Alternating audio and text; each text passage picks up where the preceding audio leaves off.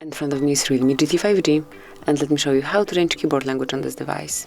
So at first, just open the messages, go to a new one, and as you can see currently we are set up with English. You can smoothly write in this keyboard, on this keyboard actually, tap on settings if you would like to change it, pick languages, tap on add keyboard, and now from the long list you can choose the language that you would like to apply as your dictionary language.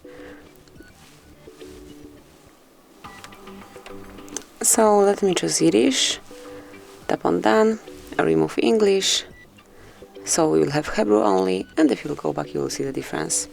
So this is it, this is how you can change keyboard dictionary, keyboard language. Thank you for watching, please subscribe our channel and leave the thumbs up.